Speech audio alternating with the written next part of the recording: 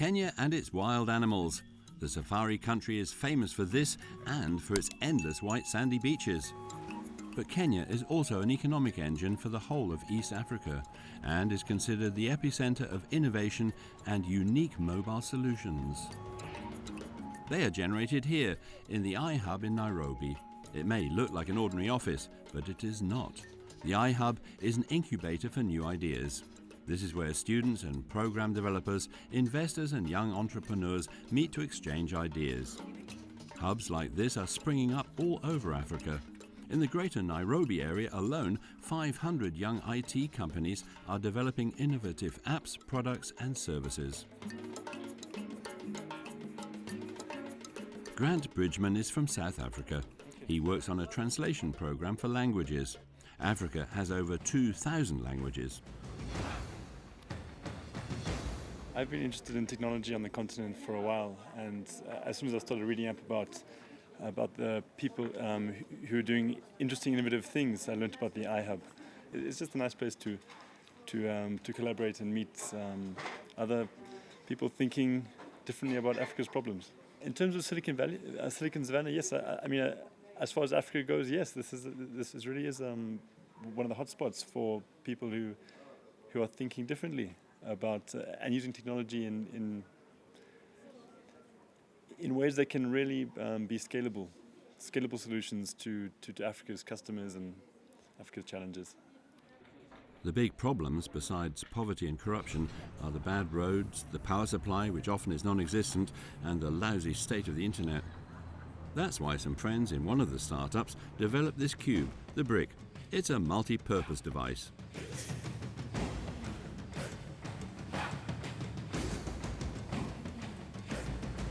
A special Wi-Fi router ensures that the internet remains stable no matter where you are, and the battery ensures smooth operation, even if the power fails in between.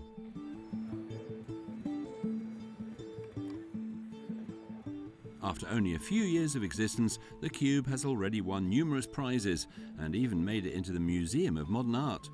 In this office, it is constantly being improved. The brick is indestructible. Heat, dust, water, and even the fine sand of the desert can't harm it.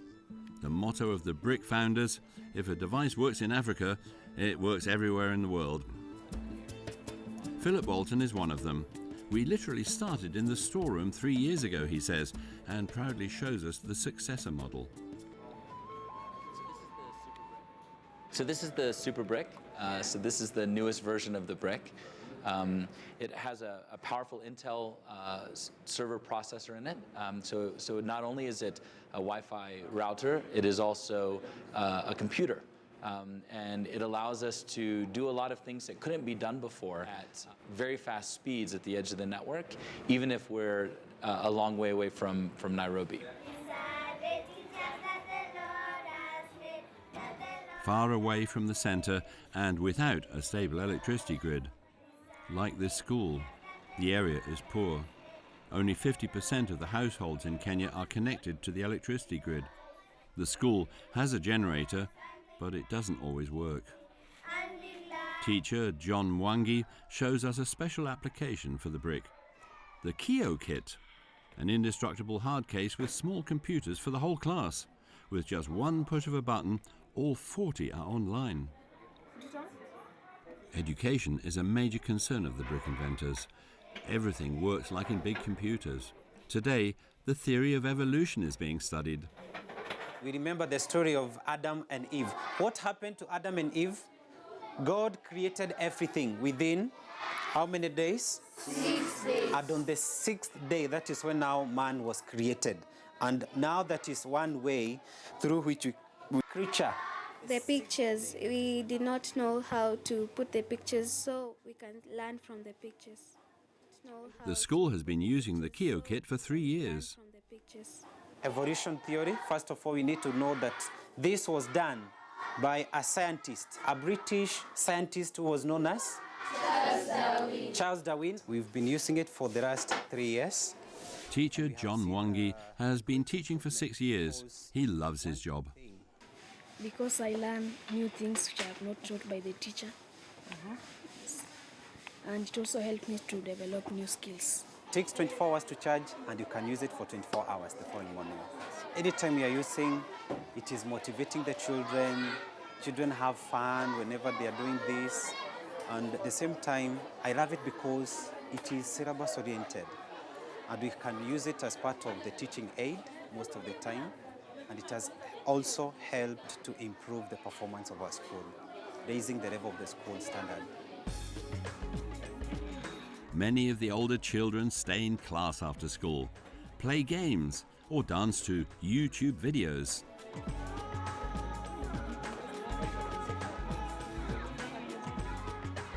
Although the lunch break has long been an invitation to eat and to romp around the schoolyard.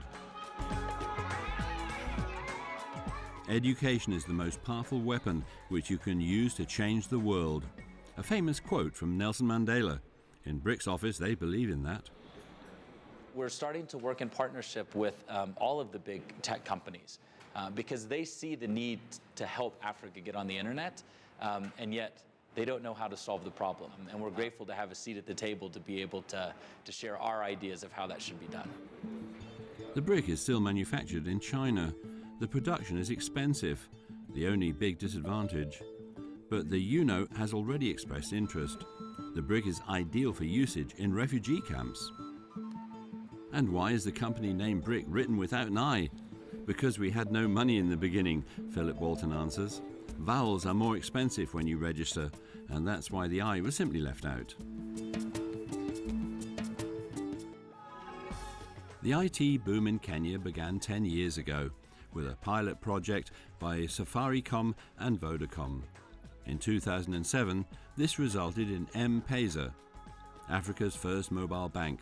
That opened the floodgates.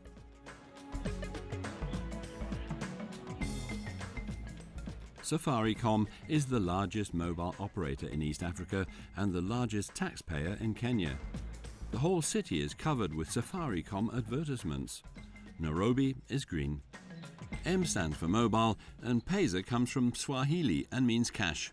Almost 30 million people in 9 countries now use M-Pesa, says the website.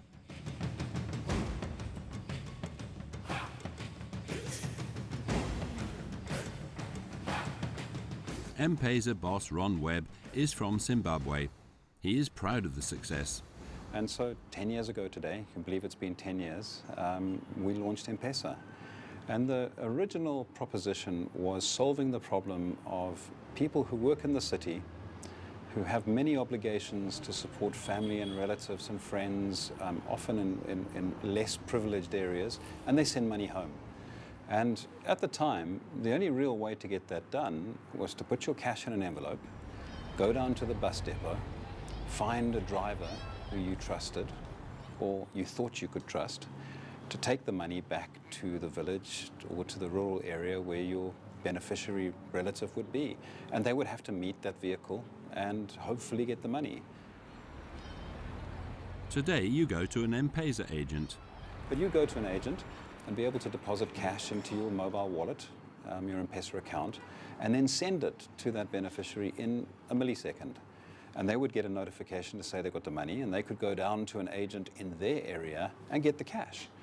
Magdalene recently opened a stand behind a car wash. She was unemployed. Now working as an independent M-Pesa dealer gets her the equivalent of €90 per month. Yeah, I like it. Why? It's nice. You help people. It's easy to send money. When someone is far, you just send him money. M-Pesa records hundreds of transactions per second. The customers show the credit on their mobile phones. With ID and PIN numbers, they can withdraw or forward money. They can pay bills or simply save money. 60% of Kenyans have their savings on their mobile phones.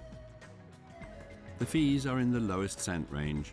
Most residents here are poor, but the economy benefits when more people can participate. The dense network of traders is the cornerstone of success, says Ron Webb. The more agents, the less poverty. A study by Georgetown University recently confirmed this. When there's a density agent of 5 in the target area they were looking at, we'd lifted 4% out of poverty. When it got to 6, it was just nearly 9% of people who, through their consumption numbers, we could say had been lifted out of extreme poverty. The number of women who now get opportunities in business and retail rather than agriculture as career choices, enormous numbers. High school enrollments, I can go on and on the benefit that's been. So our 130,000 agents out there have been enormously valuable to M-Pesa and how we create. And we distribute a huge amount of income every year back to those agents.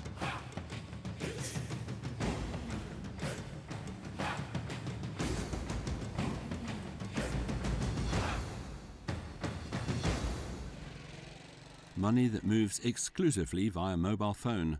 This success story has opened up new opportunities and led to many other innovations.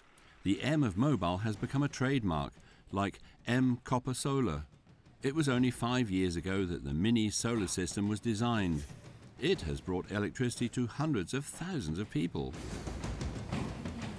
Because most Africans have a mobile phone, but 600 million have no electricity. Not only do mobile phones need it for charging, without electricity, participation in trade, economy, and global life in the 21st century is hardly possible. Ex-US President Obama has already been here in the headquarters. Pauline Gittingu shows us how it works. The product comes in a box that looks like this. So this is the box in which, for the basic product, you have the 3 bulbs, you have a torch, you have a phone charger, you have the battery, and you have the solar panel, all in this one box. In the somewhat more expensive version, M Copper Solar is available with a small television set.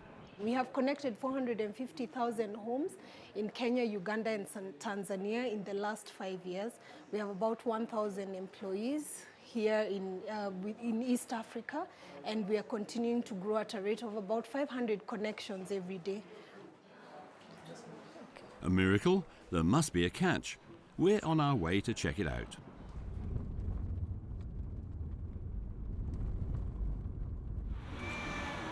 First, far out of the city to Gitamayu, to Mary. The young woman lives with her daughter and mother in this small hut. The women cook with kerosene, as there is no electricity. Let's take it to her now. The box cost the equivalent of 30 euros at a mobile sales stand in Nairobi. Of course, it can only be bought with M-Pesa and your mobile phone. What is cash? The sales assistants, Sabine and Evelyn, say that they have 10 customers a day. Every new customer is registered. We already have it. Mary expected us. She's skeptical. She now has to transfer just under 50 cents a day via mobile phone. In a year, everything will be hers. Then the electricity will be free. From no energy to clean energy, a great leap. There's plenty of sun here. A few days later, Mary is enthusiastic. It's equivalent to a paraffin, so I prefer it. And it's cool. It's okay by me. I like it. It's so wonderful. It's a perfect thing to be used. In the evening, Mary can now work on her studies and improve her English skills. African solutions to Africa's problems. Meanwhile, the government is also interested. After all, the simple electric appliances are much cheaper than laying cables in remote areas. Kids, kids, kids. Africa is the youngest continent on Earth. In many African countries, more than half of the population is under 15, and every year millions strive to enter the labour market. The population is expected to double by 2050. If these forecasts are correct, it will be an enormous challenge. But the youth in Africa is very active. The smartphone generation is better educated, and those under 30 are better connected than any generation before them. This is an opportunity. We are seeing so many guys come with small ideas, and we have some sort of readiness within the society where companies are willing to pour money to help those ideas to grow into companies. So they have seen the potential, especially here in Nairobi. Andela shows how great the potential is. A Cadre factory named after Nelson Mandela, the great man of Africa. Young talents receive a 4-year training here. During this time, they already work with companies, learning by doing. Andela does not have a requirement for you to have any coding experience or learning prior to joining the program. We only require for you to be above 18 and for you to pass the selection process. So we've had people who've joined straight out of high school, who've joined halfway through their degrees, some who had even finished their degrees in other programs, but decided to come and join coding. And so Andela gives opportunities to all those people. The selection process is ultra brutal. Kenya director Mwaniki explains what he calls a typical application cycle. In Kenya, you would say every month we probably get about 2,000 people apply to join the program. To give you a quick example, just like say we call it a cycle, an application cycle. So say 2,000 people apply right now, and they do a series of online, we give them a lot of materials to read and study, and they choose when to apply. And when they finish with that, we give them an assessment online. Of those, we'll pick the 200 best. The 200 best will come here for face-to-face interviews. They will be interviewed both by staff and by some of our fellows here. And of those, we'll probably get about 50 who will come for a 2-week boot camp. I think what you've seen today, some of the ladies you saw in the tent are part of our all-female program that we're trying to do. It's part of an all-female cycle we're doing. And of the 50 that they go through about 2 weeks of intense scrutiny and learning, we'll probably pick about 10 to 12. That's less than 1%. They'll get a small salary and all the privileges. From use of the rest and entertainment rooms to the canteen, which is always open. This is where the young people start to believe in themselves. That's the idea. Andela is growing rapidly, with branches in Nairobi, New York and Lagos. There is money for well-trained IT staff. Big players like Facebook, Google and Co. are fighting for talents. In the USA alone, almost 2 million jobs were needed in software development in 2015, the boss enthuses. And when we look at Africa, one of the biggest things we say is, where are the jobs? And it's not because we don't have smart people. We have very many intelligent people. One of the big things that Andela has is we believe that brilliance is evenly distributed. We cannot say that, you'll only find bright people in one space. We find them everywhere in the world. The reason why some places flourish more than others is the availability of opportunity. The company's view would also change if they saw that Africans are super whiff and intelligent.